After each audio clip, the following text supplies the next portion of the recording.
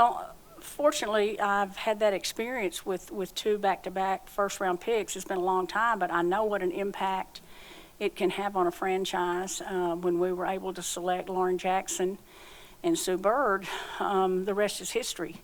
It led to, I think, what have they won, 4 championships and MVPs and all of that stuff. So it's huge. Now, historically, we haven't had these players that have had a 5th year, so it leaves a little bit of question marks with who we might be able to get. In the past, you already knew. Everybody was a senior and there was no more eligibility. So there'll still be some question marks as we move into the spring to see how 2 back-to-back picks could really impact us. What do you think, without knowing who could go pro like you just alluded to, what do you think of this draft class in general and what it could be for your team specifically? I think it's an extremely talented draft class. I think it's deep. I think it's a lot of quality talent at all positions, point, wing, post. As I've said all along, I hope they all come out. I hope they've all had 4 years, or some of them 5 years of quality play in college, and they're ready to move on to the next level. I encourage the players that have had 4 years to come on to the next level and get better and challenge your skills and be a pro, if that's what you want to be, if you want to be a pro. I understand the concept. You fell a game or 2 short of a championship and you want to go back. I get all that. But for the rest of them, come on out. Let's go to the next level. How do you balance what you're feeling in the moment of a lottery with the fact that you can't control anything about the outcome in that moment? Well, we've already done all we could do to get 400 balls, you know what I'm saying? So, unfortunately, we lost some games over the last couple of years, last 2 years, but then we get rewarded with the extra balls in the lottery. And so what I'm proud of is that we were able to get the top pick, but yet we were still competitive in this past season. We don't tank, we don't quit. We fought really, really hard all the way down the stretch to get into the playoffs. I'm still convinced that had Nalissa Smith not gotten hurt, we might very well have gotten that 8th spot. So that's our character. That's who we are. And so I think we did what we needed to do to show our fans that we're better. We won 13 games. The year before, we won 5. We had 2 All-Stars. We had the Rookie of the Year. We had 2 Rookies of the Year. The Rookie of the Year, and then 2 on the all-rookie team. So we saw progress. I know last year you and Christy kind of went out to South Carolina and talked to Leah Boston, tried to convince her to come out. Are you going to do that this year with Caitlin? I would imagine that our pool of potential top draft picks, whoever they might be, we'll definitely see them play in person. And our approach will be just like it's been in the past and just like it was with Aaliyah Boston. You have to do what you need to do. You have to do what's best for you. That we're not going to beg anybody to come out. We're not going to coerce anybody to come out. But that's just the way it is. But we'll do our due diligence, and we'll probably be in 3 or 4 gyms. There was a buzz about the Fever going into this last season that previous seasons really didn't have, and the team really improved in a lot of different areas this last season. But are there any areas of emphasis you guys are really looking at as far as a potential player to draft at number 1 this time around? Well, we need to score more points. We need to defend better. I can tell you exactly what we need to do. I was disappointed in our defense this year. Everybody knows that. The staff knows that. We don't have to be number 1, but I want us to be in the top 8. I'd be happy if we're in the 8th in the defensive categories. That's part of our identity. So let's don't say we're going to be good defenders and we're going to be tough defenders and we're going to be disruptive, and we don't do it. And we need to score more points, and we did score more points this year. We shot better from the 3. We got to the free throw line. We shot better free throw. So our offensive stats went up, and I know our new coaches, a whole new staff, new head coach, putting in a system takes some time to gel.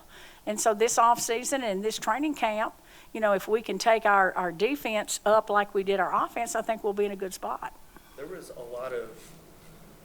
a certain fun factor around this team this last season that I don't really feel like was there in 2021 and in 2020. But a lot of things changed in between seasons. Can you pinpoint a couple of what those things could have been going into 22? Sure, that I know really exactly added to what attributed to that is changing the staff. Christy Sides is high energy, enthusiastic. It's contagious. Enthusiasm is contagious, and so she's a relationship person. She worked long and hard to connect with the team that she had last year. Her staff is high energy and hard workers. And so that right off the bat really helped. And then you add Aaliyah Boston, you know, the number one pick, to the mix. So we're already better. Kelsey Mitchell came back. Kelsey Mitchell got better. Nalissa Smith got better. We brought in Christy Wallace and Erica Wheeler. So the changes that we made were all positive. And so that attributed to us having a better team. Lynn, you've talked in the past about, you know, with the top pick, you want to take the best player available, but beyond that, with free agency and your later picks, is there any positions you think are more important, or you just talked about defense? Is there any skills you might be more interested in with those resources? Well, I think it's fair to say that we really like our inside combo with Smith and Boston, the two young bigs. You know, we're all moving, just like the NBA, to more positionless basketball. I want 4s and 5s that can face up, that can spread the floor, that can shoot threes, that can put the ball on the floor.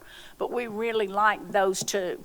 I think there's still some question about who's going to be on either side of Kelsey Mitchell. Kelsey Mitchell is our two guard, one of the best two guards in this league. Probably hasn't gotten the recognition because she's been on a losing team that she deserves. And so now I think if you ask me the most pressing question, might be, well, who's going to be on either side of Kelsey? Who's going to be at the 1? Who's going to be at the 3? And then who's going to back up? Who's going to back up Smith and Boston? And what's the feeling like knowing if things go right, this has such a seismic impact on this franchise, all the way from ticket sales to TV to merchandise, to everything. Yes. Yeah. Oh, I know. It's just an amazing moment. Last year was a significant moment because we knew if Aaliyah Boston came out, the impact that she could have on her franchise. And then to be able to add another significant moment like tonight, it makes me feel like that we can do what we said we were going to do. When I took this job over 20 months ago, we're going to get the Fever back on track to being who we're supposed to be. We're a playoff team. We're a team that challenges for championships.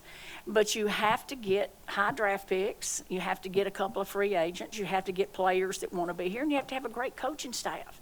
We've got tremendous support from above. Pacer Sports and Entertainment is all in for the Fever being successful. This arena, everything about what we've got. Now we've just got to put the talent get the talent, put them in here, put them together, and we can do it. I'm extremely optimistic about where we are. Anybody else? Anybody in the room want to go? Anybody on Zoom? Anything for Lynn? Ben, go ahead. Yeah, I got two for you, Lynn.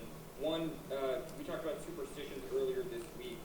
Did you send Aaliyah to the studio with any parting message of luck, or did she have any good luck charms for her on Thursday? She is the good luck charm. I sent her to Bristol because she was the Rookie of the Year, the number 1 pick, and I felt like that was about as lucky a charm as I could send. And second one is just, you talked about how last year was a significant moment and this year was too. Did it feel any different, the anticipation, the lead up, and then eventually winning the pick? Did it feel any different this year compared to last? It felt a little different because one of my lucky charms that I wore last year is worn out, and I could not wear her again. So I was short one of my lucky charms. So I was a little nervous. But I had another substitute lucky charm on under this sweatshirt that I wore the day we won the WNBA championship in 2012, and I thought, well, that'll be a good substitute.